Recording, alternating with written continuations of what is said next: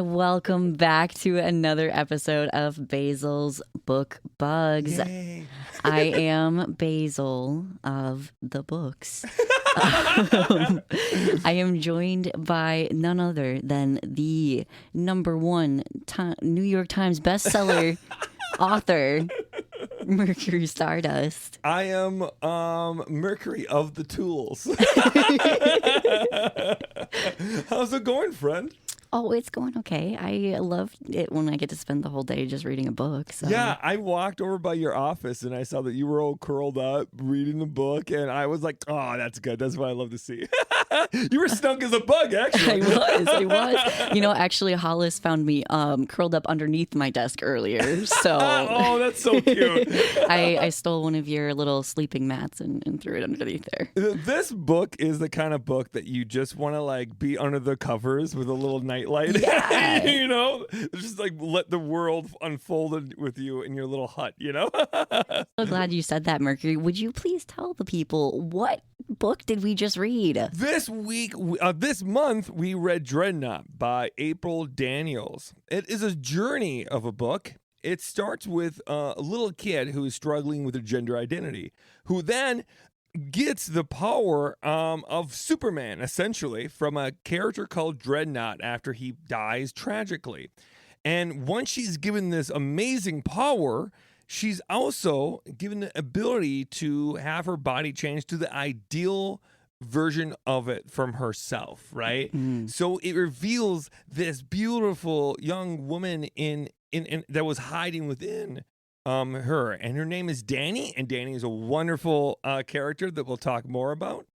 But then that whole book is talking about the struggles that she's having with not just supervillains, but with the world at large, from allies not fully understanding and knowing how to embrace her, from her parents to her friends at school, and then to the supervillains, who, weirdly enough, the supervillains generally gender her correctly, and I think that's wild. Yeah, very interesting choice. That says something right there. Uh-huh. But yeah, that's basically what the book is. There's a lot to discuss here, and I can't wait to jump into it. Get too far into things. What else have you been consuming, my friend? Any other books, movies, shows? I have actually weirdly we just started watching season 2 of Extraordinary, which is a Hulu series about people given superpowers and the mundanity of superpowers. Like in this book, in Dreadnaught, there's a whole mention of all people have special abilities and people who have superpowers and what those differences are, right? And that that thin line that is happening right there. And we're watching this show, and it's very similar to that, but it's mostly just people who have special abilities. Oh, that's so fun. And it's so fun. Also, Abbott Elementary. We are almost all the way through season 3 right now as it's coming out. And I love Abbott Elementary. I think it's one of the best written comedies in years. I don't think I've ever seen that. Oh, highly recommend. Highly recommend. It has very similar energy to like Parks and Rec, but with the school district in Philadelphia. It's really cool. It really has a very unique voice. One of the most recent episodes, they actually touched on a non-binary teacher and pronouns, and it was it's been really cool to see a comedy right now that doesn't punch down, and that genuinely handles so many complicated social issues with love and compassion, while also poking fun at the people in power. Oh, wow. That does sound like... Yeah, I love it. It's extremely well written. Very well written. We have been on a shameless kick in my house. We are currently on season 7 of 11. So, we're many. trucking along here. That was back before good shows got canceled at the 3 season. For real. Shameless was in this like golden era of TV where good shows just went and people just forgot about them and then would go back to them after they were done, right? Same thing with Sopranos. Like these shows that lasted so long and you totally forgot about them and they're like, oh, wait, it ended now. Okay. I sometimes feel that way about Grey's Anatomy, even though it still hasn't even ended. I cannot believe they're on like season 22 or some shit like that. Oh my God. Grey's Anatomy is really close to your actual age, dude. I have been watching it since I was itty bitty. No way. No way. But also to that point, I hate that I remember the night it premiered. I hate that I was in high school and I vividly remembered the night it premiered. Oh man, I hate that. That is so funny. Yeah. We've also been watching just a little bit in between Shameless, the new Avatar series. Have you watched any of it at all? Oh yeah, The Last Airbender. Yeah. Okay, I have a lot to say about that, but that's for a different podcast. I watched it, but I've been watching it more like in the background. Okay. I'm not as much of a fan of that as I am the animated series. But wow, canceled Mercury Stardust. She hates Avatar, The Last Airbender. Shut up! Get out of here! I love Avatar, The Last Airbender. Okay, don't get me started. Let's talk about the book. Okay. Well, all right. It took a little bit of digging, but I did pull up an author bio for April Daniels. It's kind of hard to find information about her. I know. I've tried to deep dive on April Daniels so many times, and I've looked for her across the internet to try to get a hold of her. I really have wanted to talk to her for so long. And sadly, she's a very hard person to get a hold of. Yeah. She is. She's purposely made herself hard, probably because a lot of the backlash she's gotten. And she was once kicked off of Twitter because she went after ICE. She made ICE got sad and they blocked her. Okay. Yeah. She's quite a lady. But yeah, go on with the bio. All right, here it is. April Daniels was born in a military hospital just before it was shut down for chronic malpractice. In hindsight, that should have been an omen. After various tribulations in childhood and frankly disconcerting discovery that she was a girl, she graduated from UC Santa Cruz with a degree in literature and then promptly lost her job during the 2008 stock crash and recession. After she recovered from homelessness and she completed her first manuscript by scribbling a few sentences at a time between calls while working in the customer support department for a well-known video game console. She has a number of hobbies, most of which are boring and predictable. As nostalgia for the 1990s comes into its full bloom, she has become ever more convinced that she was born 2 or 3 years too late and missed all the good stuff the first time around. Oh, I know that feeling. Having recently become a pagan, April is currently enduring the karmic backlash for all the times she was smug about her atheism. Early in her writing practice, April set her narrative defaults to lots of lesbians and never looked back. That's so wonderful. It's such a good bio. Yeah, I know. The bio really does fit what I kind of have imagined her to be, especially because, full disclosure, I have read this book and I've also read Nemesis before. This is the second time I have read the Dreadnaught series, and I am very much obsessed with Dreadnaught. I love the world. I love all the characters she's built, and I really like that a lot of her political ideology and the way she views the world. It's very clear when you're reading the book how she feels about segments of society. Yeah.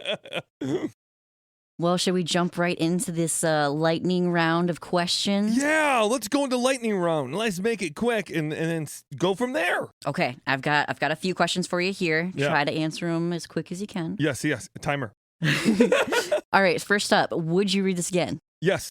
How difficult or easy was this to consume for you? So easy, I consumed it like cookies. Okay. And did it invoke any emotions, laugh, cry, cringe? I cried a lot during the original first read, and I had a lot of fun and joy during the second read. Okay. Favorite character? Calamity. Okay. Most complex or intriguing character? Velclier, or however you say her name. I don't know, dude. And then Doc Impossible. Those are like died. They're like tied right there. Yeah. Okay. And then best descriptions or use of English devices, favorite quote? I don't have a single one. I was trying to think of one, and I don't think this is the kind of book that had a whole lot of like those like moments that are like, oh, that's a great moment, yeah. you know. But I think that overall the vibe itself felt very like chill, like millennial speak. You know what I mean? Like it was very natural, like just kind of rolled off the tongue, you know. All right, and then last up, would you like to live in the time period and setting of the book? Yes. Okay. Mostly because I just want a power. Do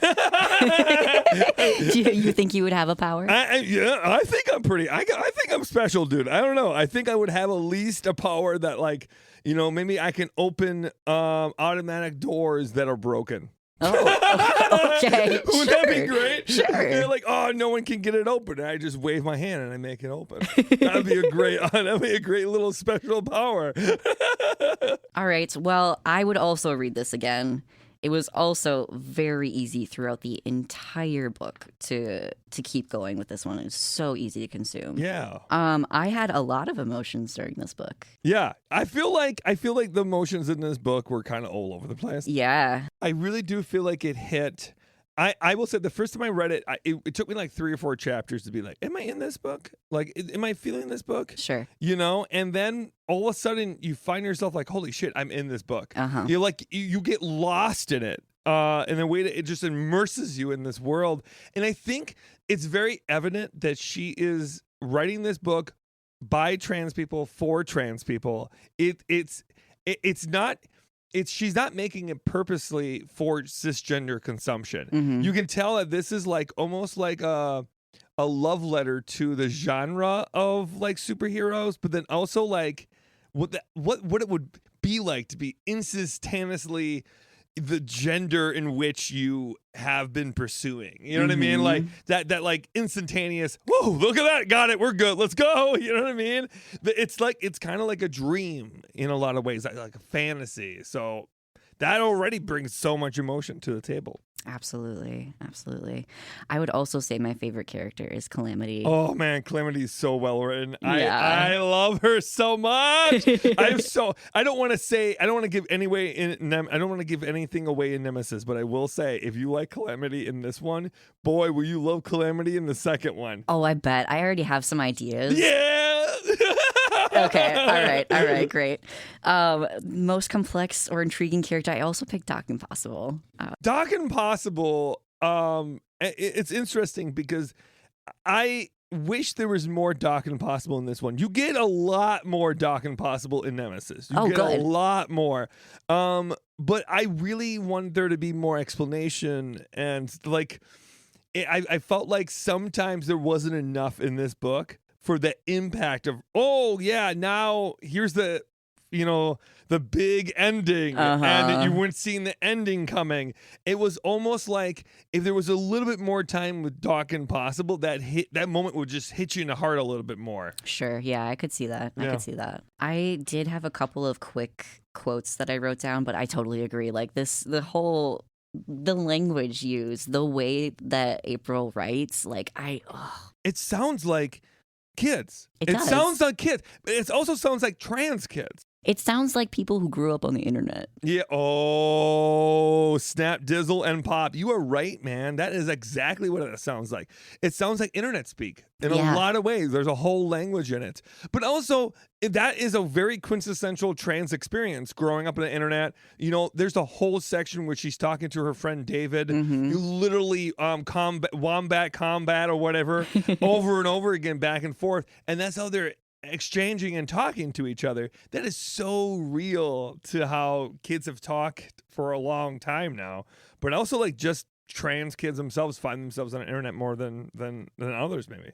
Quick note, do you know what the reference is of her username when she's talking to her friend? I was going to ask you, and I bet you it's good. What is it? Do you know the reference? It's from Gundam.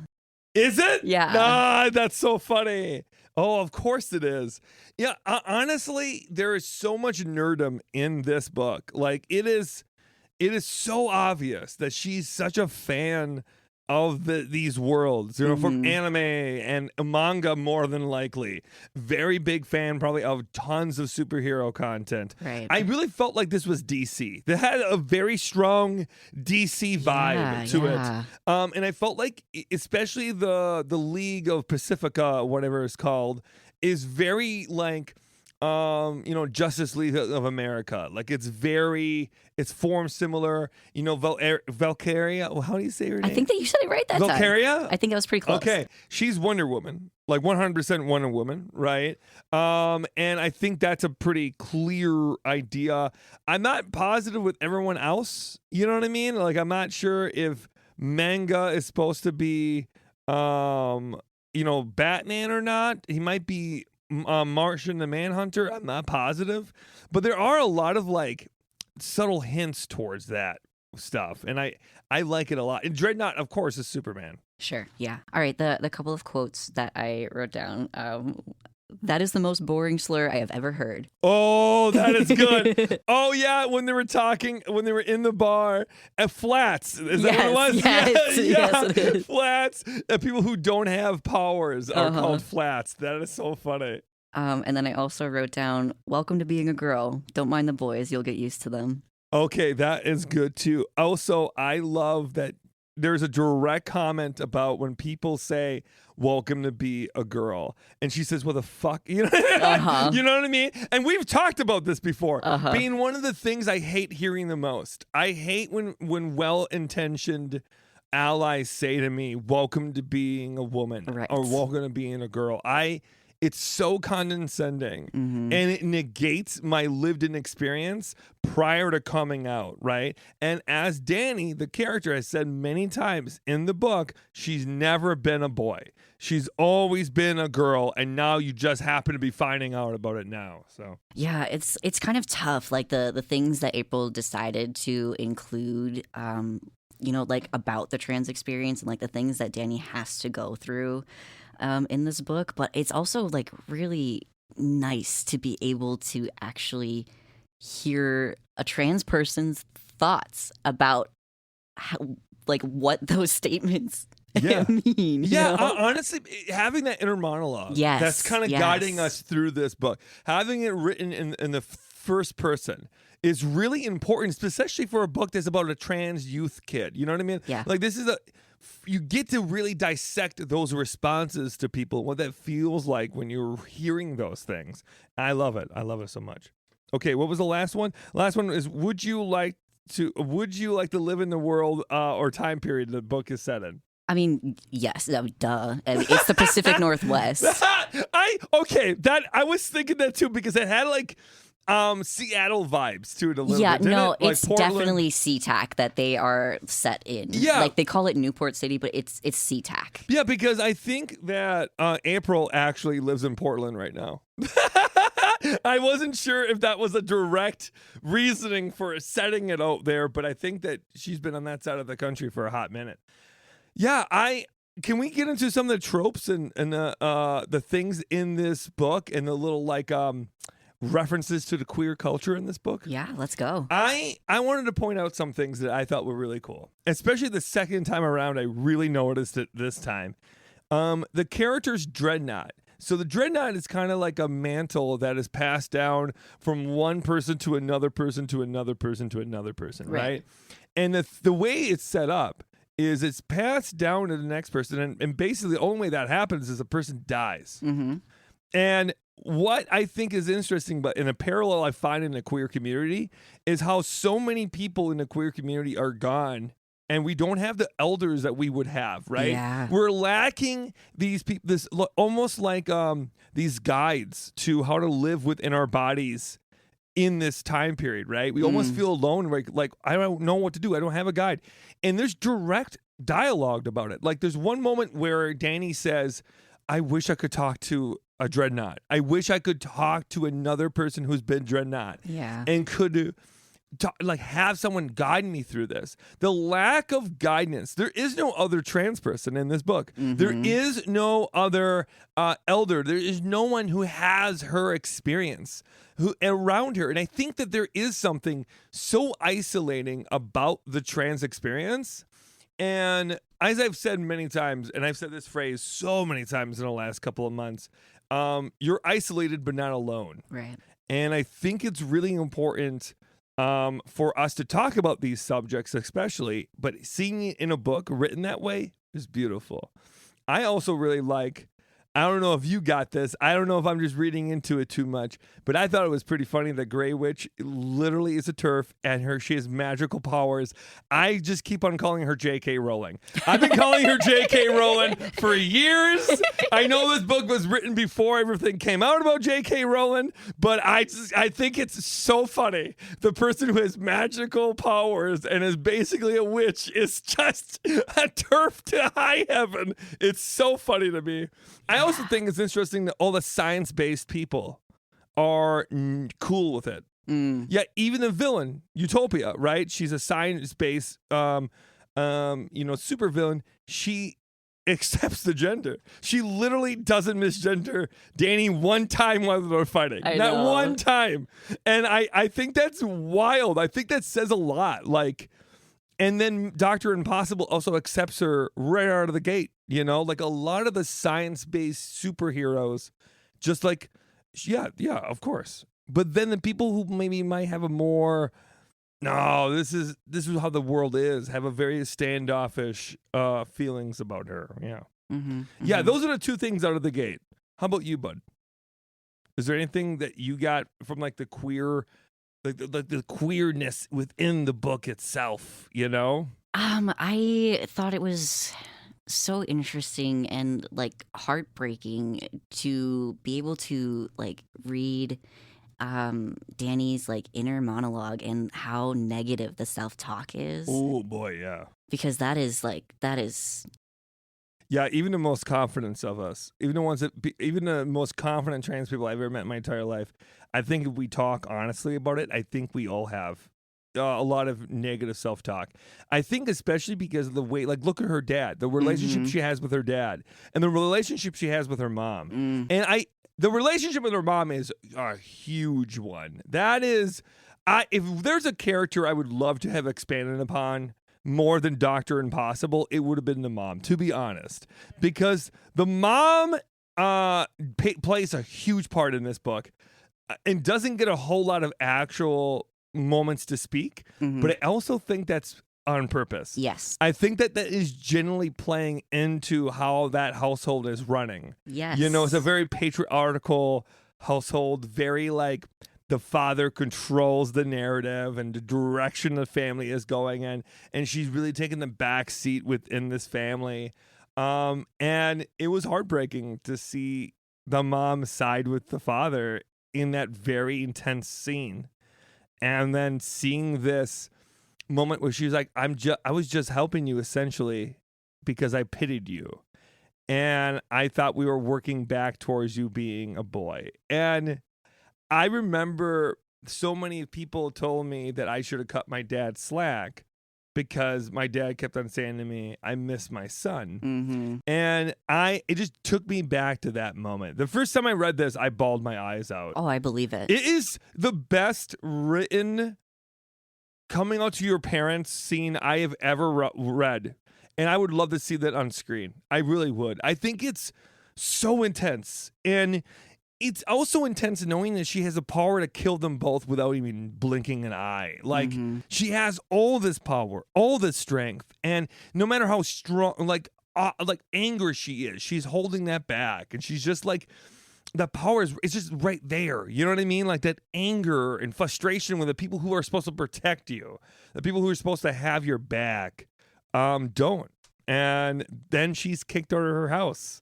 And that's absolutely wild. And she's living, there's literally a scene where she's like basically living in a park, right?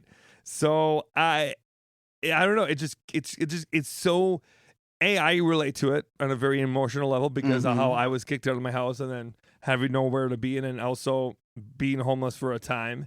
I think that like that is a very quintessential queer trans experience that is very hard. And I like that in this book where she has superpowers and she should be one of the most powerful people on the planet, and she's still marginalized. It's a wild spin in it. Yeah, and then like to follow up on that, like when she is like out on her own and she wakes up, you know, in the woods, and she's like, I thought that I would feel shattered, but I think I'm okay. Yeah, for real. There is that moment of like, I think that I should be more heartbroken than I actually am, but I actually just realized I'm free for the first time in my entire life. Oh, and she's that's so real. She's 15. She's 15, mind you. And I just think it's such a fascinating thing, the way that she opens the book. Like one of the very first things she talks about gender dysphoria was how she doesn't have gender dysphoria about her genitalia. And I think that is so important, and they don't examine it in the book. But I have wondered, you know, like from a trans person perspective, like, does that mean that Danny doesn't have a penis anymore? Do you know what I mean? Like, I think she doesn't, right? I find that interesting, and the way that it's brought to me, I think that's good to bring up for multiple reasons, but I do think it's a slight plot hole.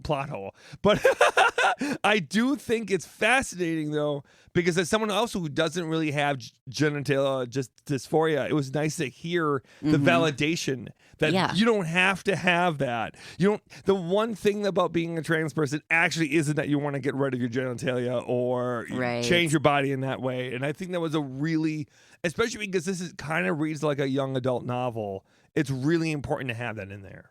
What do you think about April's choice to have Danny still have XY chromosomes and not have like a uterus? Wow. I honestly think that is really good. I was thinking about this a lot the other night when that moment comes and Dr. Impossible reveals to the team things that she should not be revealing. And she reveals the XY chromosome and the fact that Danny doesn't have a uterus. And I think that's a way to actually ground it in a trans experience. Like, I think if you don't have that part, it takes it into a different realm. I think that like I think if you gave everything to her that any trans person would immediately want, I think that it would almost separate her from the trans experience a little bit. Sure. But doing that actually she is the ideal version of herself, but not quite. And I think that is very trans, right? We go through our transitions of gender affirmation, and no matter what we do, there's always like that carrot you just cannot reach, you know? And I think there is such intelligence and beauty behind that. And I don't know. I think the way that this book is written and how those little moments and how the trans experience is woven into it is so well. I think we would be remiss if we don't talk about the David scene. We have to talk about David. Yeah. Right? And the acknowledgement of male privilege, which I think is another very quintessential, you have to have this moment of her acknowledging that she was blindsided by her friend being misogynist, because she just wasn't of this experience, right? You know, to no fault of her own, but she still just something that she could not necessarily see at all. And boy, that David is a piece of shit, man. Yeah, David is a piece of shit.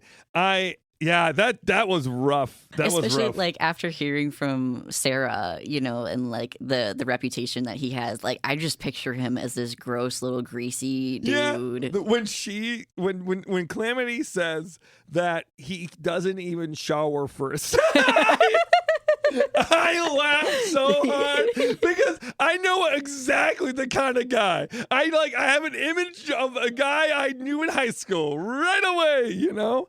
And it is wild. And the way that David like harbors these feelings like about women as if they're property. And and immediately as soon as Danny gets the ideal body that she wants and it isn't the body she always knew she should have had, their relationship changes immediately, like a blink of the fucking eye.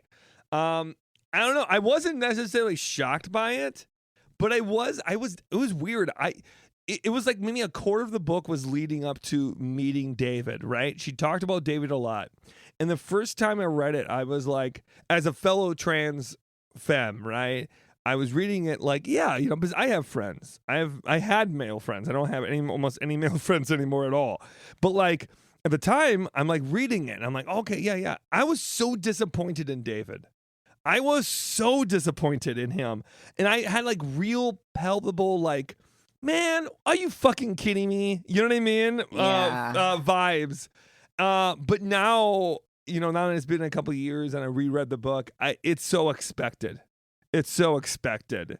And it's really hard, I think, to maintain male relationships when you transition as a trans femme. I think it's really, really difficult. And I think it does change the dynamic. And no matter how much you want to fight about it, it's very difficult to maintain that connection. Yeah. I bet it's probably even harder for people who like still also are attracted to men, because then you also have to navigate that and like your changing perception of like masculinity and yeah. I think one of the reasons why I love this book so much, even though it's written for trans people by trans people, right? Like it's very much for us and our community. There are so many things, especially like David immediately assuming that she was going, like when she said, "I'm gay," he immediately said, "Well, yeah, good. That's good because I'm a guy. You're a guy." You know what I mean? Like, and that's wild. That's wild to me. That David immediately jumps to that, but of course he did. That's a lack of knowledge from the cisgender community a lot of the times, not understanding the nuance between sexuality and gender. Mm-hmm. And I think if you're someone who's reading this and actually are not a part of the trans community in that way, or a non-binary community or queer community, I think you can learn a lot from this book. I think you're in the driver's seat of a trans person's experience. Yeah. And I really think you get to be in this person's life. You hear the inner monologue, and if you just embrace it and let it happen, I think you can learn a lot from that experience. I also want to talk about the moment when she's shopping with her mom and like notices at the store like all the images around her and stuff, and like has the realization that like all of those like assumptions about like what a woman is supposed to be has like really influenced her own ideal. Yeah.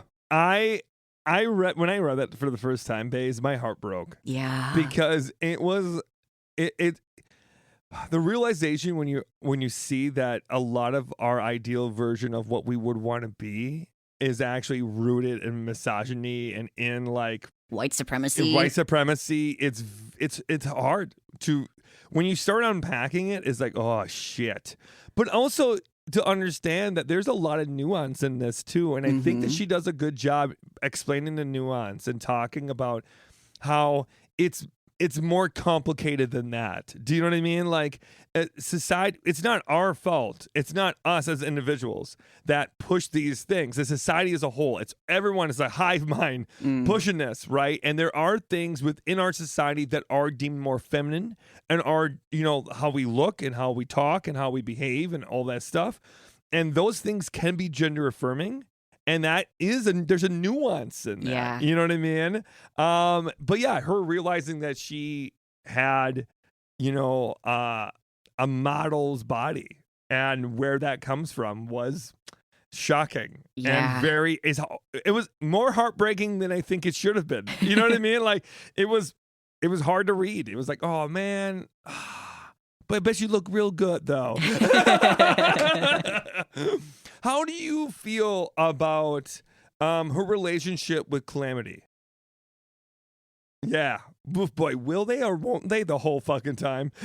I remember like literally saying out loud as I was reading this book, and like there's this moment where Calamity, it says, is glancing a lot. I was like, oh, the angst, dude. There's so much like Oh man, so much of this is very rooted in how lesbians like fall in love. You know what I mean? It's so funny.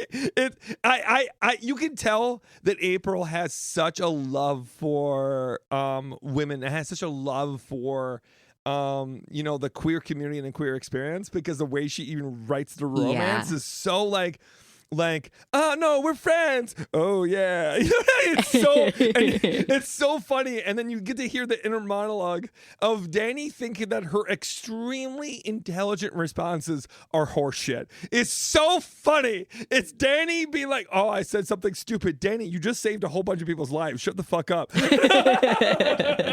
The self-doubt immediately after is always so funny. Yeah, no, and Calamity. Just to make sure I entice people to go read Nemesis, and now you should need to go read Nemesis. Let's just say that relationship grows a little bit more. I figured. But there is other characters that are non-binary in that. Ooh. Yeah, there's not a ton of them in the next book, but there are non-binary characters in the second book. There's yet to be a third book to come out. I do not know if we will ever get that third book. Right. But I do think that even if we never get the third book, God damn, this is such a good 1-2 punch. And entice you, my friend, to read the second book. There's an Elon Musk character. And that Elon Musk character is just as fucking stupid as you think it would be. Does he get fucked up? Oh, he gets so fucked up, dude. Oh, it's worth it. It is, again, like April is speaking the leftist dream. You know what I mean? On that note, something that did surprise me is it kind of feels like there's a lack of ACAB mentality here. I don't know. It seemed a little bit more pro-police than I was expecting. Yeah, I will say that is true, right? There felt like, in multiple times, she talked about wait for the police or support the police, or, and I was a little shocked by that, especially from a marginalized perspective. Do you know what I mean? And I don't know. As someone when I see a siren, my butthole clenches every time. I'm out. Bye. Yeah, I'm extremely afraid of cops. I've always been extremely afraid of cops. I'm even more so now. Mm-hmm. So I cannot imagine supporting them. Yeah, I do think though it was interesting though. To that point, the BIPOC representation could be better. But at the same time, there are Calamity is a really well written character, and they do touch on some pretty of course they're going to experiment on brown bodies, her grandfather rather, and right, and how that the power of a super soldier was passed down from generation to generation to everyone in their family essentially, and you got a 50% chance that you're going to make it or something like that. Right. And that she comes from a family of she's already had chemo, and she's probably 15 or 16 years old herself. Yeah, they said 15. She doesn't have her license yet. That's absolutely wild that she's already had chemo and had to fight it. And, the moment where we think Calamity is dead. Oh, man, that was rough. So when I was first reading this book, I was doing maintenance still. And I was listening to this while I was fixing something, and I got to that part of the book, and I had to stop. Yeah. And I had to go do something. And the whole time I was doing something, oh my God, I was like, oh my God, did Calamity die? Oh shit. I was anxious the whole time. And then when I got back, and I'm like, okay, all right, okay, kind of almost dead, but she's hanging in there, Yeah, pretty wild. That whole thing is wild. I do think that it probably has more to do with the genre that April was writing for, the way that she wrote about the cops, because this is a YA book. Yeah. It's a superhero book. Superheroes are supposed to work with the cops. That's kind of my interpretation of why it was written that way. Yeah, I think so too. I think that I don't know. I think that I would hope if the third book came out, I would hope that it's a little bit more fuck the policey. To be honest, I would hope it would bring it home a little bit. And I gotta say, overall, this book is just so good. Yeah. I think if I have one real criticism, The one real criticism I will say is the ending of the book is like this fight happens and then we wrap everything up and we're done. Yeah, I was very surprised. The ending happened so abruptly that I'm still like, even though I know Nemesis, and Nemesis ends very similar though, where it's like a cliffhanger, but it's almost like there is no gradual cliff falling off. It's just no, there's no more land, you know, and it shocks you that there's nothing else coming anymore. It kind of wrapped up too quickly, but it kind of wrapped up like the end of Iron Man 1. I don't know if you got this reference.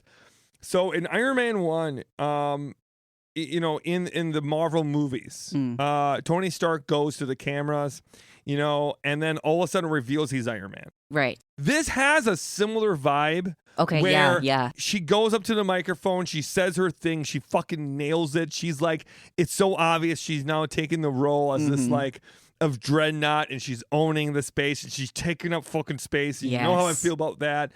And then she's like, you know what? I'm trans, and you guys are going to find out about it anyways. And I'm a lesbian, so okay. And I just think that it was such a baller move. And something that, like, you could have dragged out. Yeah. You could have dragged it out. You really could have. This could have been all of book 2 could have been just, are they going to find out? Or aren't they going to find out? And her taking that upon herself and at the end of the book, her taking ownership of her identity and then choosing to tell people is so fucking powerful. I also appreciate how small of a part Grey Witch actually had in this book. Yeah. Because, like, we just don't need to give space to their stupid arguments. I will say that is one of the negative parts of the book, too. I was wondering. Yeah. I was going to ask.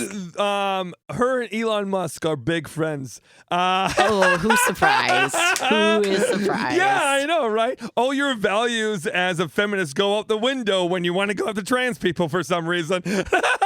Yeah, no, it's wild. It's just a fascinating book. I'm really happy that we read it together. Thank you for, like, agreeing to read this, man. Yeah, no, it was a lot of fun. I was nervous you were going to hate it. I really was. Really? I was nervous because, you know, the things about this book that are kind of, like, bad are like the corniness. There's some true corny shit in this book, but I like it. I'm a cheese-tastic motherfucker. Yeah. So I like that YA energy. Yeah, you know that's what I was just gonna say. That is like very typical of the YA genre in my opinion, and I do enjoy it. It's nice. I also don't think there was much melodrama. I don't think it was melodramatic at all. I think it could have been. It really could have been melodramatic, but like. I cannot get over that scene with her dad. That is such a crazily good scene. And I think you could put that scene, the way it was written, the way it was structured, and the way that it unfolded is like, I don't know. It reminded me very much of my own coming out story. But it's so real, and it just has so much gravitas to it. So it was so interesting to feel this YA energy, but it had real grounded consequences for her living her truth. It's just so wild. Okay. All right. Should we start wrapping this baby up? Let's wrap it up in a little bow, buddy. Okay. So we've got another quick answer section here. So we've got 4 questions. All right. Are you ready? Yes. How did you feel about the ending? Was it satisfying, or do you want more? I think that, like we were talking about how it just kind of came and it was wrapped up really fast, I think that I would have liked more. I like more of a runaway, you know, like more of an off-ramp, let's say that, right? Yeah. This was just kind of like a cliff that just came off to us. But the overall wrap-up with Utopia and the fight with Utopia and seeing all of the people who could have survived, all the superheroes that could have survived, if they would have kind of just listened to Danny and they would have embraced Danny is very interesting to me. I think there's a consequence that is being spoken in this book that we didn't really get into, but I think you could talk for another 30 minutes about how the allies in this book are really not allies. Yeah. You know, they won't renounce Grey Witch. And they, they're like, no, we love you, Danny, but actually we can get more from you. You know what I mean? Like, there is as someone who is a trans celebrity, I will tell you, this book speaks volumes to me. Yeah. Right? Because there is that like, oh, are you just nice to me because I'm a trans person who can get you things? Or are you genuinely embracing me who I am, Yeah. But I did like how they wrapped up the ending. Overall, I think it was a great, powerful send-off for her to going into the second book. All right. Is there an event in the story that you would like to read from another character's point of view? When Dr. Impossible when the whole reveal happens of Dr. Impossible, like, oh my, they're an android, and oh no, they were actually being controlled by Utopia. And that part to me would have been nuts from Dr. Impossible's point of view. To be honest, I would read a whole book that was written about the same book from Dr. Impossible's point of view. I would and too. I think there's something quintessential about Dr. Impossible's story too, where she doesn't feel like she has control of her own body, and she doesn't actually she's trying her best to do what she can in spite of all that. I think there's something kind of trans about that experience too, and I think that Dr. Impossible is such a fascinating goddamn character. Yeah. And in book 2, they unfold like the consequences of like what it would be to be the reason why your friends died. Oof. You know what I mean? Like not having control of your body, and then all of a sudden your body, essentially kills everyone that you really cared about. That's hard.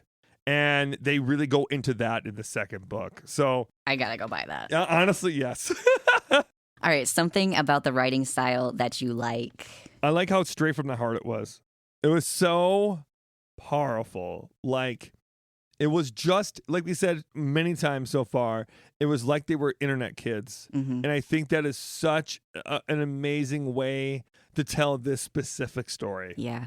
All right, and then thoughts about the author. Would you read more? Yeah, I'll read anything she writes. I love April Daniels. If I ever got the opportunity to meet her, I would probably cry. I think that if there's a single person out there who I think is responsible for me feeling like I could actually be in my body, I think April's writing in Dreadnaught is one of them. Because I read this like 2019, 2020. I read it just around when I was kind of first embracing myself, like year 1 or 2 or something like that. And I was still struggling with a lot of internalized transphobia. And sometimes I would think to myself, like, I don't know, am I trans? Right. You know what I mean? I still sometimes have those thoughts. Yeah, I mean, I will say this. I'm so far along in my transition at this point in my gender affirming care that I'm like, well, there's no turning back now. Fuck that shit. Yeah, absolutely. Absolutely. Good, and I get to see the results. Do you know what I mean? Like, I get to see my body change now. And now it's like, yeah, I do love the titties. You know what I mean? But before, my body was developing in a way that made me feel comfortable. And you're in that like early development stage with your body in HRT and before surgeries and anything like that. It can be like, you're in this la la land of like, hi, everyone loves me. I'm great. I'm getting support, but also, is this good? You know what I mean? Yeah. And then you feel, again, you're isolated. You're not alone, but you're isolated. And you read a book like this, where I loved superheroes my entire life. Yeah. I love superheroes. And I remember one day, and this is how I found out about Dreadnaught. I was like coming home one day, and I was really upset. And ZZ was like, what's wrong? I was like, I don't know.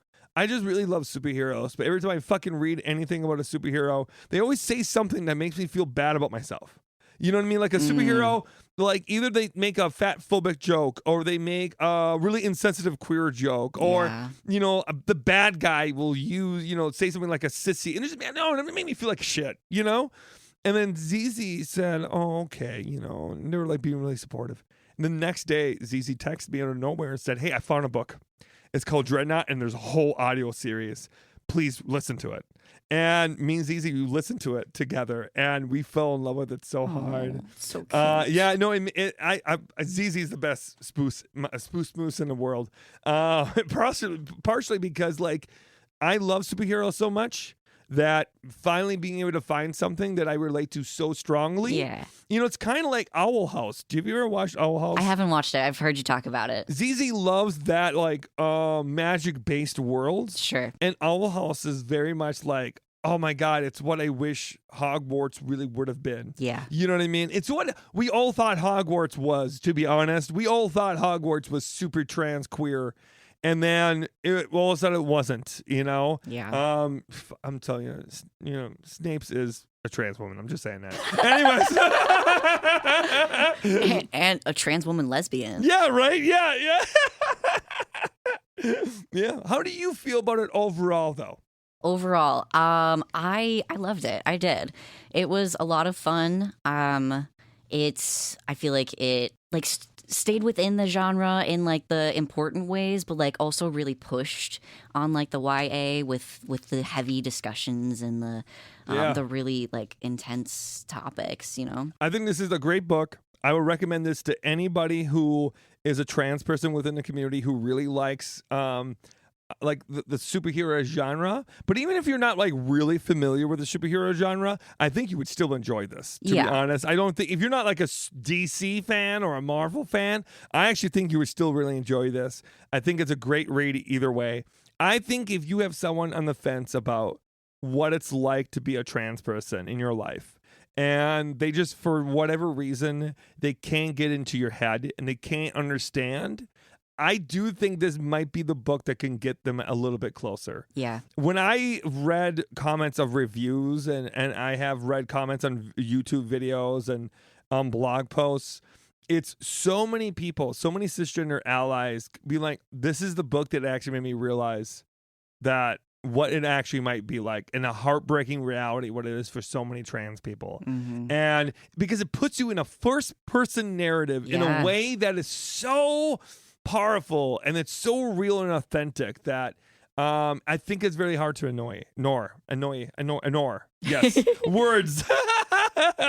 Man, can you tell I'm an author?